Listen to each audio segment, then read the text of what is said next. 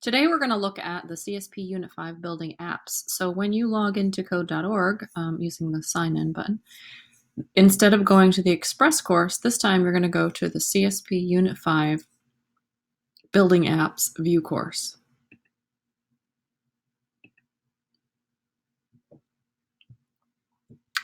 So in this section, I'm going to ask that you complete lesson 3, 4, 5, 6, and 7.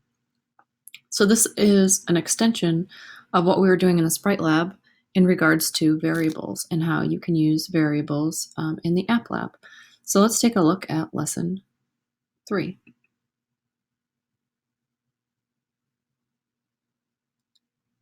When you are using the App Lab, there are two different modes. There's a design mode, and it lets you drag and drop user interface elements into the app and then add code to respond when a user interacts with those elements. So basically, when you're in the App Lab, it's going to look like this. There's a code button over here, and there's a design button.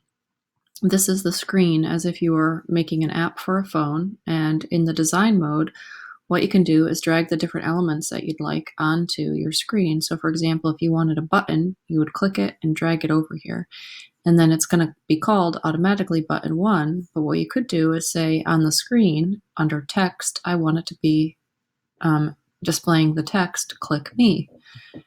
You also could change the name of that button. And this button 1 is what's going to be called in your code. So for example, in the Sprite Lab, we used counter as a variable, and then we changed how many times the bee would collect honey using the counter variable. But here, the variable's name, it's not really a variable, it's the button's name, it's the event handler. It's going to be called button 1. Excuse me. So you can change this name so you know how to call it in your code. So that's under the Properties tab. And then in the Events tab, you can always add events to your code. So the user interface is just where your user can access things in the app. So the user interface or UI of an app refers to how a person or a user interacts with a computer or app. There are common patterns to user interfaces that you probably know about just from experience. Elements or objects like buttons, images, text boxes, pull-down menus, screens, and so on, and events like click, scroll, move mouse, type, keyboard, key, etc. So let's check this out. So here I am in the App Lab in code.org, and if I'm in design mode, then this design button would be pressed. And instructions here say, add a large red button to your app using design mode. Switch to design mode. So I just did that. And then drag a button. So here's the button. I'm going to click and drag it over. And it says change the text to say click me. So right now it says button, and under text it says button. So I'm going to change this to say click me, exclamation. And then it says make the color of the button red. So right now it's this orange color. So if you know the hexadecimal code for the colors, you can put it in here, or you can just click on the box and then you scroll down and then you can make it a red color.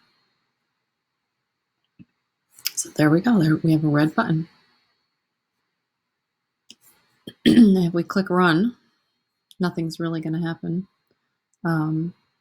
that we created, but they have it set up here with a little arrow.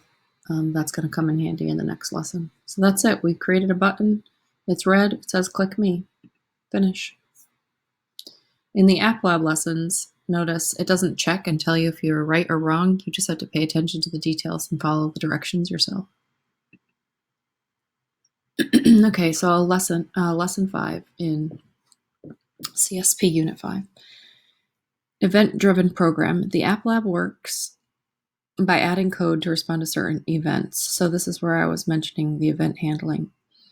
So in App Lab, it starts by adding a block, and then you put what you want to happen in it. You can always come back and read more in detail about all of these controls. So we've got the user interface, we've got coding mode, design mode, and then when you're in coding mode, that's when you're going to be able to see all this. So we have the button, And this is what's happening in the code behind the scenes. So let's keep going.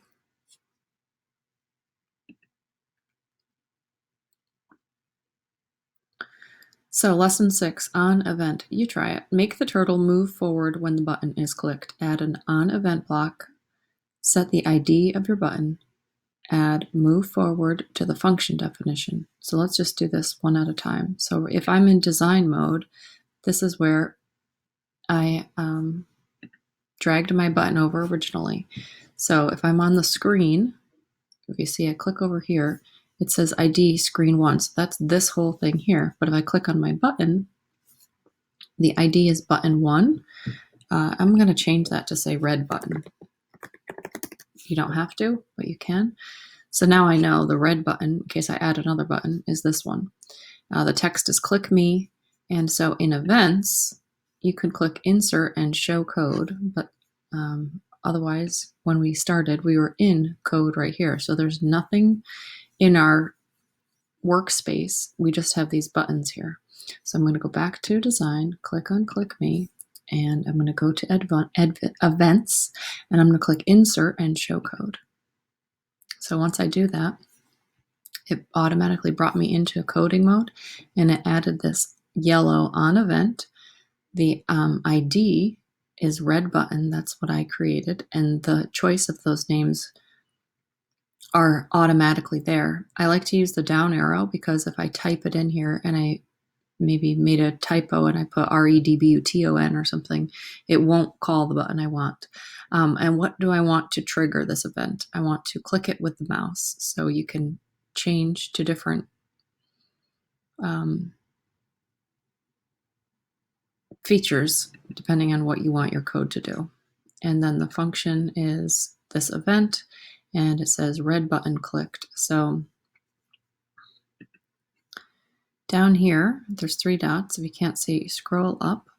This is called Debug Console. Debug Console, or the console. All right, so our directions. Add an on event, which we did. Set the ID of your button, which we did. That's our ID.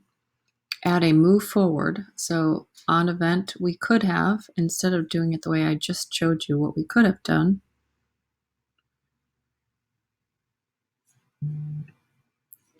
is just drag this on event into the screen. We could have done a down arrow, clicked red button, and then in the turtle, we would move forward. And then run the program to make sure that it works. So when I click run, nothing happened, but when I click on the button, down here in my console log, this purple block, console log, red button clicked, this is going to print down here whenever my red button is clicked. But I also have another piece that says when the red button is clicked, move forward, and that arrow moved forward. So if I click it again, it keeps moving forward. And so once you've got the program responding to some event, congratulations. We could also try using mouse over. So if I change this, reset it, if I say when we mouse over, instead of clicking, move forward. So let's run it. So I have my mouse there. If I click, nothing happens, except at the bottom it says it was clicked. And only when I move my mouse over at a new time does it make the arrow draw 25 pixels or move forward 25 pixels. So I'm going to click on finish. And then lesson 7.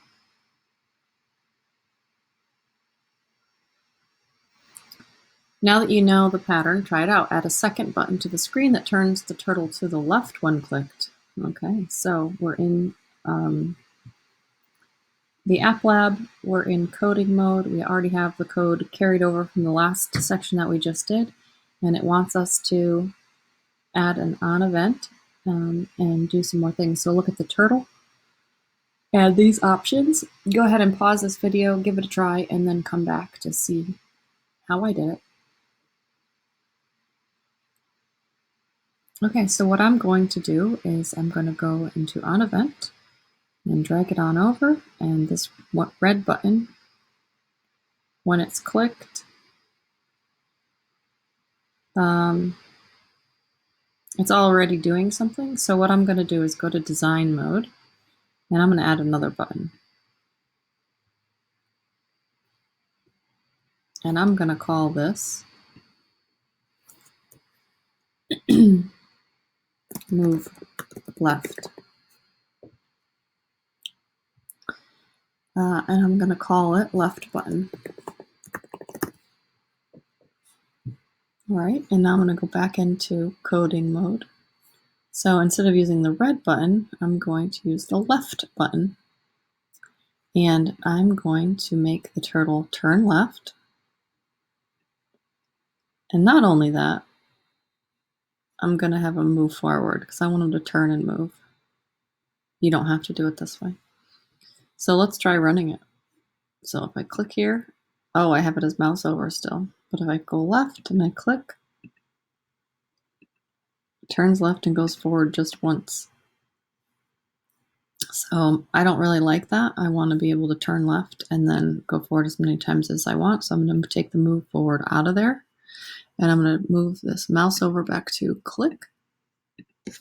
All right, I'm going to run it. So when I click, it goes forward. And when I move left, it turns. And then I click here to go forward again.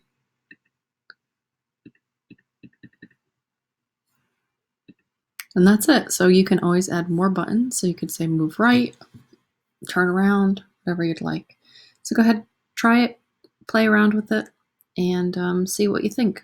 So that concludes your little tutorial in the App Lab. And just remember, your buttons have different names, the ID right here, and make sure you're choosing the right one as you go through.